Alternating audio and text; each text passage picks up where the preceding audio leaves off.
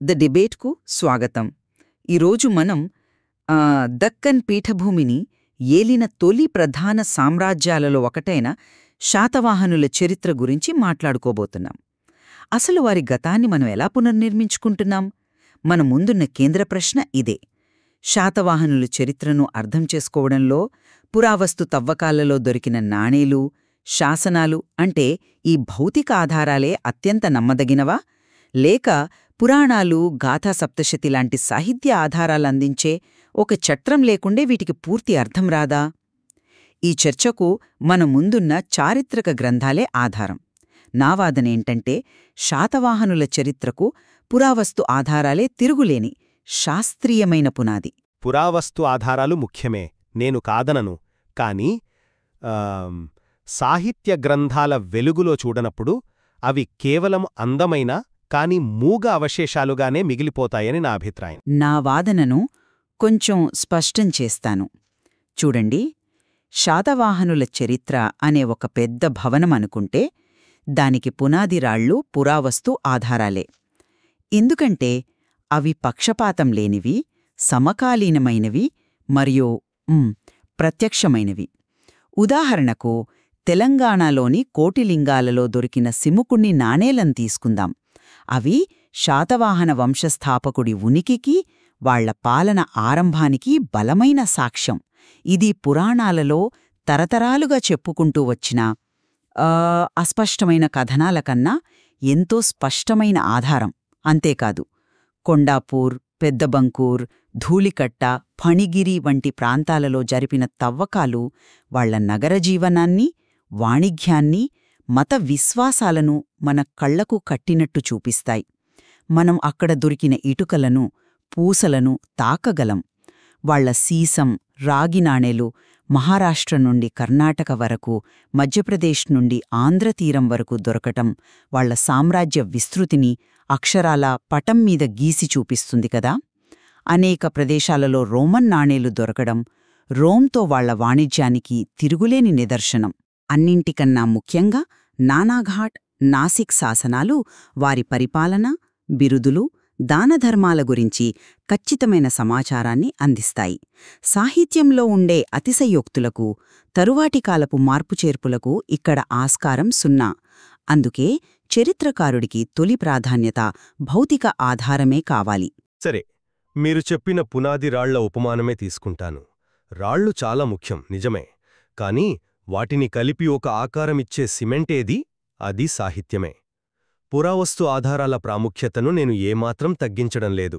కాని అవి ఒంటరిగా పూర్తి చిత్రాన్నివ్వలేవని గట్టిగా నమ్ముతాను. వాటికి ప్రాణం పోసేది, వాటిని ఒక కథగా, ఒక సంస్కృతిగా మలిచేది సాహిత్యమే. ఉదాహరణకు పురాణాలను చూద్దాం. మత్స్యపురాణమేమో 30 మంది శాతవాహన రాజులు 450 సంవత్సరాలు పాలించారని చెబితే, వాయుపురాణం 17 మంది రాజులు 300 ఏళ్లు పాలించారని చెబుతోంది. ఈ చారిత్రక వైరుధ్యాన్ని పురావస్తు శాస్త్రం పూర్తిగా పరిష్కరించలేదు. అది కేవలం కొన్ని ఆధారాలని మాత్రమే మన ముందు పెడుతోంది. అసలు రాజుల వంశవృక్షాన్ని, వాళ్ల వరుస క్రమాన్ని నిర్మించడానికి మనకు పురాణాల చట్రం తప్పనిసరి. మీరన్నట్టు నాణేలపై రాజు పేరుంటుంది. కాని అతని కథ ఏమిటి? అతని తండ్రెవరు? వారసులెవరు? ఈ వివరాలు మనకు పురాణాల నుంచే కదా తెలిసేది. ఇక సామాజిక జీవితం విషయానికి వస్తే హాలుడు రచించిన ప్రాకృత కావ్యం గాథా సప్తశతి చేస్తుంది. తవ్వకాలలో దొరికిన కుండపెంకులు ఈ సున్నితమైన వివరాలను మనకందించలేవు కదా. ప్లినీ, టాలెమీ వంటి విదేశీ రచయితల గ్రంథాలు కూడా శాతవాహనుల వాణిజ్య మార్గాలను, ఓడరేవులను ధృవీకరిస్తున్నాయి. అంటే నా పాయింట్ ఏంటంటే, పురావస్తు, సాహిత్య ఆధారాలు శత్రువులు కావు.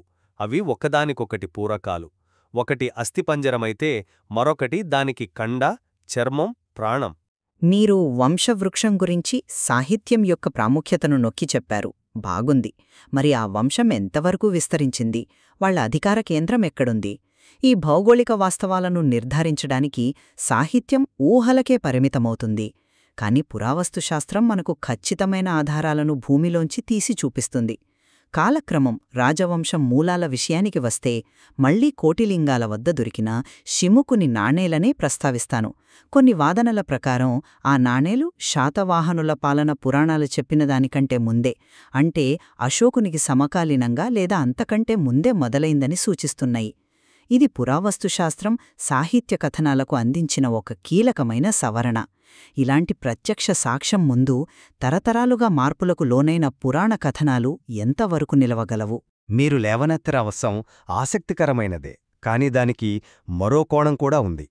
నాణేలపై ఉన్న రాణో సిముక శాతవాహన అనే పేరు పురాణాలలోని షిముకుడు లేదా శ్రీముకుడు అని మనం ఎలా ఖచ్చితంగా చెప్పగలం? ఒకవేళ మన దగ్గర పురాణాలందించిన ఆ వంశవృక్షమనే చట్రం లేకపోతే ఆ నాణేలు కేవలం గోదావరి తీరంలో ఉన్న ఒకానొక స్థానిక పాలకుడివిగా మిగిలిపోయే ప్రమాదం ఉంది. ఆ షిముకుడే మగధను జయించిన శాతవాహన వంశానికి మూలపురుషుడు అని చెప్పడానికి మనకు పురాణాలు కావాలి. ఇక్కడే చరిత్రకారుడి అసలైన నైపుణ్యం బయటపడుతుంది. అసలు సమస్య పురావస్తువా, సాహిత్యమా అని కాదు, రెండింటినీ ఎలా విమర్శనాత్మకంగా వాడాలి అన్నదే ముఖ్యం. ఉదాహరణకు, పురాణాలు ఒక రాజును గొప్పగా వర్ణిస్తే అదే కాలానికి చెందిన నాణేలు చాలా తక్కువ ప్రాంతంలో దొరికాయి అనుకుందాం. అప్పుడు మనం ప్రశ్నించుకోవాలి, పురాణకర్త ఆ రాజు వంశానికి చెందినవాడా? ఆ కీర్తి రాజకీయ అవసరమా? ఇలా రెండు ఆధారాలను ఒకదానికొకటి వ్యతిరేకంగా పెట్టి ప్రశ్నించినప్పుడే మనకు అసలైన చరిత్రకు దగ్గరగా వెళ్లే అవకాశం ఉంటుంది. మీరు విమర్శనాత్మక విశ్లేషణ గురించి మాట్లాడారు, అది నిజమే. కాని కొన్ని సందర్భాలలో పురావస్తు ఆధారం తిరుగులేని స్పష్టతను ఇస్తుంది. షిముకుని నాణేల విషయంలో కొంత అనిశ్చితి ఉన్నా, తరువాతి రాజుల విషయంలో, ముఖ్యంగా గౌతమిపుత్ర శాతకర్ణి విషయంలో శాసనాలు మనకొక డాక్యుమెంటరీ లాంటి స్పష్టతనిస్తున్నాయి. అతని తల్లి గౌతమి బాలశ్రీ వేయించిన నాసిక్ శాసనం ఒక అద్భుతమైన చారిత్రక పత్రం. అది కేవలం అతని బిరుదులను చెప్పి వదిలిపెట్టదు. పశ్చిమాన శక్కులను, ఉత్తరాన యవనులను, పహ్లవులను ఓడించి శక యవన పహ్లవ నిసూదన అనే బిరుదు ఎలా పొందాడో వివరిస్తుంది. అతని రాజ్యాన్ని క్షత్రియ దర్పమాన మర్ధన అని, అంటే గర్వంతో ఉన్న ఇతర క్షత్రియుల అహంకారాన్ని అణిచినవాడని వర్ణిస్తుంది. ఇది కేవలం స్తుతి కాదు, నాటి రాజకీయ ఘర్షణలకు, భౌగోళిక ఆధిపత్య పోరాటానికి ప్రత్యక్ష సాక్ష్యం. ఇంతకి నిర్దిష్టమైన సమకాలీన సమాచారంతో పురాణాలలోని సాధారణ రాజవంశ జాబితాలు ఎలా పోటీపడగలవు? క్షమించండి, ఆ వాదనతో నేను పూర్తిగా ఏకీభవించలేను. నాసిక్ శాసనం అత్యంత విలువైన చారిత్రక ఆధారం, అందులో సందేహం లేదు. కాని ఆ శాసనాన్ని కూడా మనం పూర్తిగా అర్థం చేసుకోవడానికి ఇతర ఆధారాలు కావాలి. ఉదాహరణకు, మీరు ప్రస్తావించినట్టు అందులో గౌతమీపుత్రుణ్ణి త్రిసముద్రతోయ పీతవాహన అని వర్ణించారు. అంటే 3 సముద్రాల నీళ్లు తాగిన గుర్రాలు కలవాడని అర్థం. ఇది అతని సామ్రాజ్య విస్తృతిని సూచించే అద్భుతమైన బిరుదు, కరెక్ట్. కాని ఆ 3 సముద్రాలు ఏవి? బంగాళాఖాతం, అరేబియా సముద్రం, హిందూ మహాసముద్రమా? నాటి రాజకీయ, భౌగోళిక పరిస్థితులేమిటి? శకులపై సాధించిన విజయం ఎంతటి కీలకమైనది? ఈ బిరుదుకున్న ప్రాముఖ్యత ఏమిటి? ఈ విశాలమైన చిత్రాన్ని అర్థం చేసుకోవడానికి మనకు టాలమీ భౌగోళిక శాస్త్రం, పెరిప్లస్ వంటి రచనలు, నాటి వాణిజ్య మార్గాలపై అవగాహన సహాయపడతాయి. శాసనం ఒక వాస్తవాన్ని ఒక ఫ్రేమ్లో బంధిస్తుంది, కాని దాని చుట్టూ ఉన్న ప్రపంచాన్ని, ఆ ఫ్రేమ్కి ఉన్న విలువను సాహిత్యం, ఇతర రచనలు వివరిస్తాయి. మీరు చెప్పినది వాణిజ్య మార్గాల ప్రస్తావన తెచ్చింది కాబట్టి సామ్రాజ్య విస్తరణ, రాజధానుల గుర్తింపు విషయానికి వద్దాం.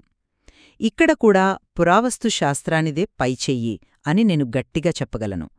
శాతవాహన నాణేలు మహారాష్ట్రలోని పైఠాణ్ నుండి కర్ణాటక, తెలంగాణ, ఆంధ్రప్రదేశ్ వరకు విస్తృతంగా దొరికాయి.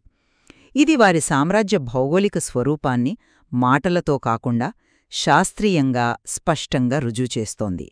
ప్రతిష్ఠానపురం అంటే పైఠాన్, అలాగే అమరావతి లేదా ధరణికోట వారి రాజధానులని చెప్పడానికి ప్రధాన కారణం అక్కడ దొరికిన విస్తారమైన పురావస్తు ఆధారాలే.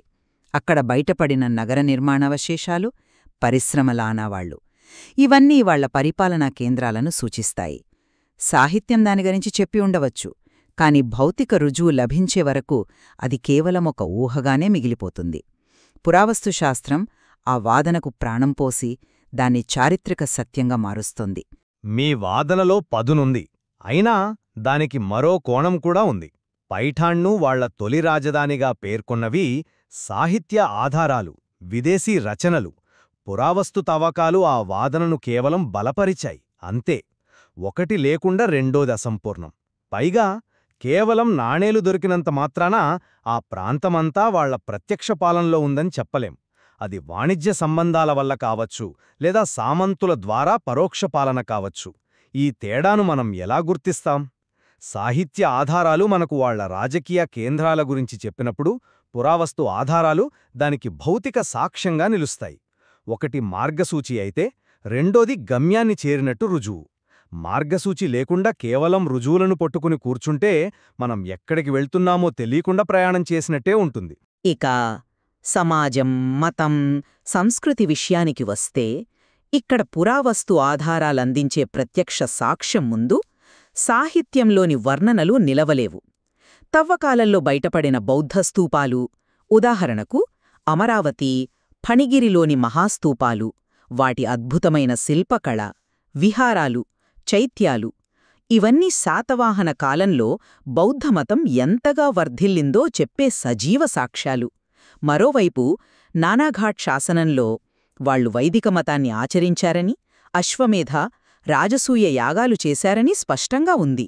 వారి వాస్తుశిల్పం మనకు నాగార్జునకొండ, కార్లే, భాజా గుహలలో శిలల రూపంలో సజీవంగా కనిపిస్తున్నాయి.